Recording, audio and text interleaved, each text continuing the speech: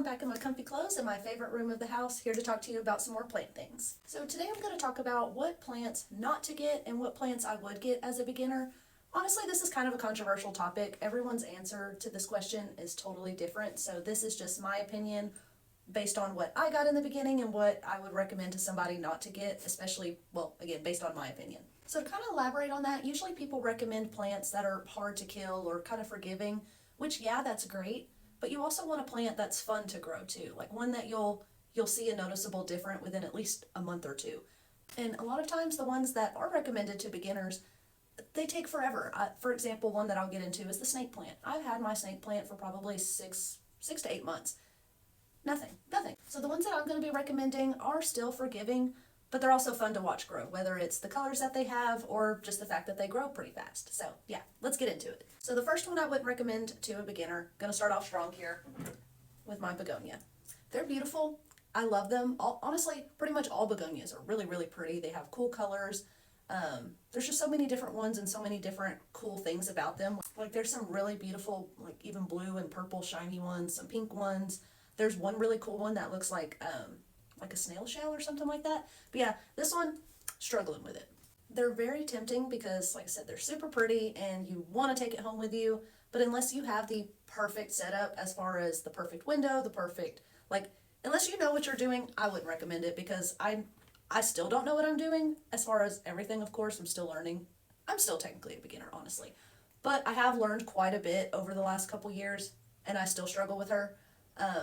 As you can see, I've recently had to chop her because all of her leaves were completely crispy. You have to have the perfect humidity and that's something I struggle with. I haven't been able to get it just right. Out of the ones I've had anyway, like obviously there's a lot of other plants out there that are a lot more difficult than a begonia, but out of the ones that I've had, as far as your normal basic house plants, begonias are a little difficult. You have to have the perfect humidity or your leaves will get super crispy, perfect lighting or the redness on the back of them will fade. Like it's supposed to be a bright red. It's not.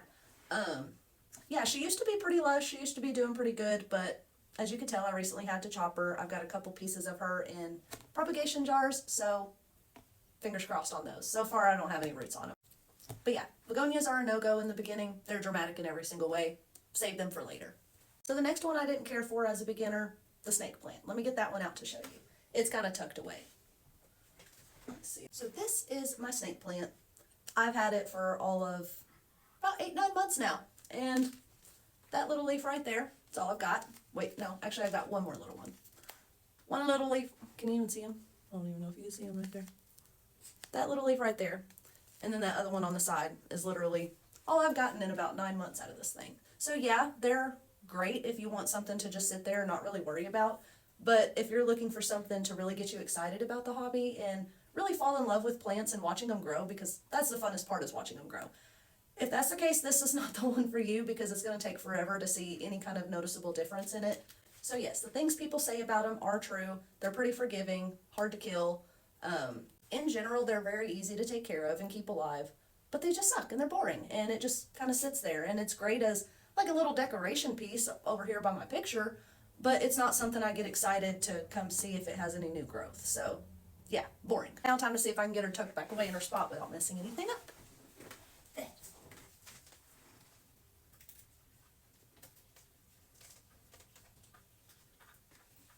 My little heart leaf philodendron vines over here that kind of go around it too, just to kind of give it a little bit of added decoration with my picture. There we go, that's good for now, if you can see it. So yeah, save that one to get later on as just an addition to your collection. Don't get it as one of your first plants to really be excited to watch it grow, if that makes sense. Same with ZZ plants. Again, those two they're forgiving, they're easy to take care of and keep alive.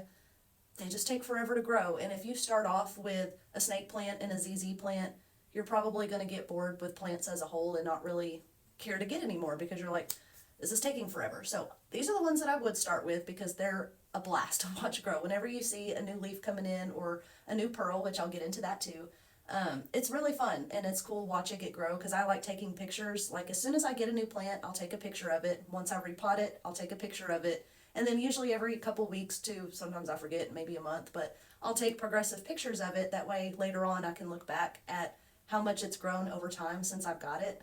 And that's a really fun thing to do, at least for me. And so yeah, whenever you try to do that with a plant like snake plants or ZZ plants, you can take a picture whenever you first get it and then compare it to a picture 9 months to a whole year from then, and it'll look exactly the same. So yeah, not very fun, not very exciting. So now let's get into the plants that will get you excited about plants. So speaking of pearls, let me go ahead and start off with my string of pearls plant because it's literally one of my favorites. So let me grab that one. I've got it on the top shelf up here. So this is a string of pearls. And whenever I got it, it was just a little teeny tiny 2-inch plant, only had a couple strands maybe about this long on it. And now look at it. And that's within, I'd say 6-7 months. I got it, can't remember exactly when I got it, but it was around August or September maybe, I think. So yeah, this one's really fun to watch grow because you'll immediately see the new little pearls coming in. Hold on, let me see if I can get it turned right. Maybe this side would be better. Like you can see that tiny little beads. Pearls, if you will. And so yeah, those are really cool to watch them come in and watch them grow. So yeah, this one grows super fast and it's also easy to propagate. You basically just, I kind of need to cut that spot off there because I've lost a few pearls right there. But yeah, you could just cut that, put it back in the soil, and it'll start doing its own thing and growing a whole new strand from the other side. One thing about these is they are easy to overwater, so the main thing with them is you just want to water them really, really good and then let it completely dry out before you water it again, and then water it really, really good, let it completely dry out, and then you won't kill it. You'll be fine. Oh, and there's also all different other kinds of string of thing plants. Like there's a string of hearts, string of turtles, string of dolphins, string of bananas, and there's several other ones that I can't think of. But yeah, there's a bunch of different ones of string of plants, and they're all fun. But I only have this one right now. I did have a string of hearts, but I accidentally let it die. So, but this one's thriving. I'm gonna repot. Well, not really repot this one soon, but I've got a couple little piece propagations going from it, or that I cut from it, going in another little pot that once they root really good, I'm going to probably repot them back into this one. It was my first time doing that, so I went ahead and put it in a separate one so I can kind of see how it does. Otherwise, I would have probably just potted them on this side of the pot and let it start from there. But yeah, I'll try that out next time. Since it was my first time doing it, I wanted to make sure I was doing it right over there before I had a little dying piece in my perfect one. So yeah, I love this one. Watching it grow is literally addicting. Next plants I'm going to talk about is philodendrons, and my favorite one is actually on the top shelf where this one goes, so let me swap them out real quick. So this is my black cherry pink princess philodendron, and you can probably tell why she's my favorite. Honestly, I have several plants with pink in their leaves. Those are my favorite. I love them. But this one especially because she has such, like, the green in her leaves isn't like a normal bright green. It's very dark, and I don't know, it just looks so pretty with the pink that comes out. Some of them have a little bit of a lighter color pink like this one, and then others a little bit darker. Which one is it? Maybe this one? Yeah, that one has a little bit of a darker pink in it. But yeah, I love her. She is my absolute favorite. This one, compared to all of my other philodendrons, has been growing like a weed. I'm going to need to repot her soon with a moss pole because she's just getting too tall. But yeah, she's been in this leca jar since, well, whenever I first got her, she was a little tiny starter plant with a couple leaves, and she was in soil for a little bit, but she was struggling. And then that was part of when I switched to leca. So she's been in here for 7 or 8 months, and that's when she really started going crazy because she was about down here and had about 4 leaves. And yeah, she's got 1, 2, 3, 4, 5, 6, 7, 8, 9, 10 leaves if I didn't lose count. Yeah, so she's been growing like a weed since I put her in leca, and here pretty soon I'm going to repot her with a moss pole. And then yeah, I'm excited to see when her leaves get a lot bigger, because I know that really helps them, I don't know, get more nutrients and grow a lot bigger, because that's really what they're supposed to do. They in their natural environment, usually they grow up trees and things like that. So that'll be perfect for her. That way she'll feel like she's in her natural environment. Oh yeah, back to my main reason of why they're good for beginners. Most philodendrons have really thick roots, so they're pretty forgiving. Even if you're pretty rough whenever you're cleaning it out, they'll be okay. They do prefer bright light and consistent water, of course, but they're still pretty forgiving. And if you do have it in a lower light room, it'll still do fine. It just won't grow as much or as fast. So, and they're also really easy to propagate. So this one, I could technically propagate it now and make a couple new plants out of it, but I'm going to let her get a lot bigger before I do that. So that's another fun thing about them. Another thing I love about philodendrons is there are so many different kinds, and they all look so different. So you can have pretty pink ones, you can have vining ones like that one behind me. There's some with really, really big leaves, but I would say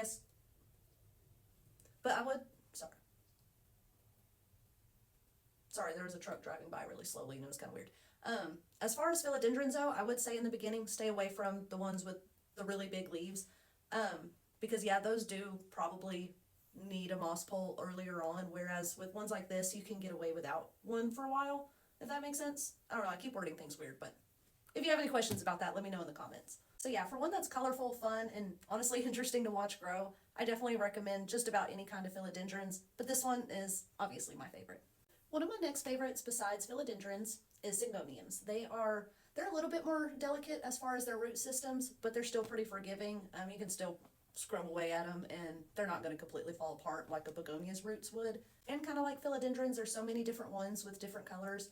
This one kind of it's kind of hard to see on camera. It really doesn't do it justice. It's almost like a rose gold color or muted pink, kind of. I don't know how to describe it, but it's really pretty in person.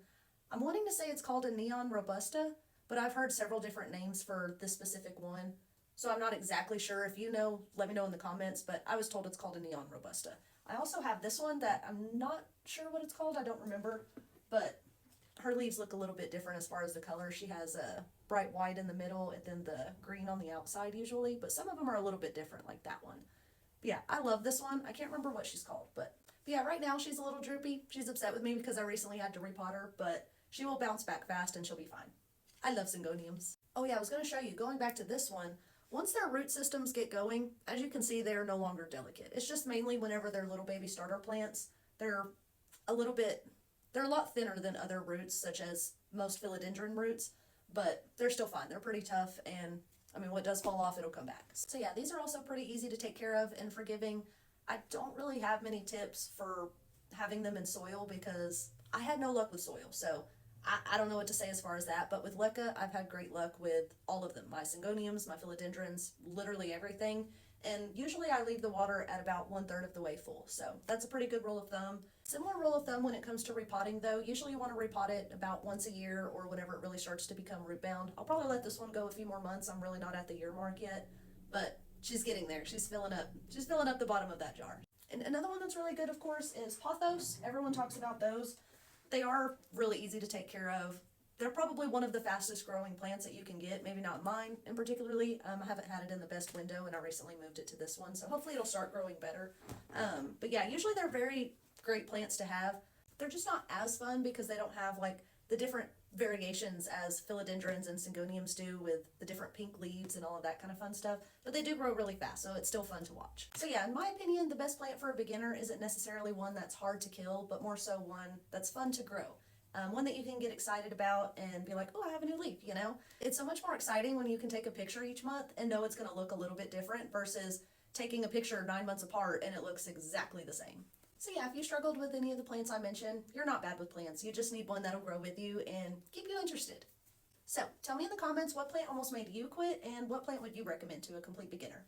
And if you made it to the end of this video, honestly, truly, thank you so much for watching. And as a token of my appreciation, here's my baby dog. Come here, Bella. Come here. Do you want to see you? Come here. Here's my baby, Bella. Here's my baby. She's a schnauzer. I had my legs crossed and I think she thought she was going to fall, so let me try that again. Come here, Bella. Come here. Okay, here she is. Here's my baby. Mwah. Mwah. Say bye.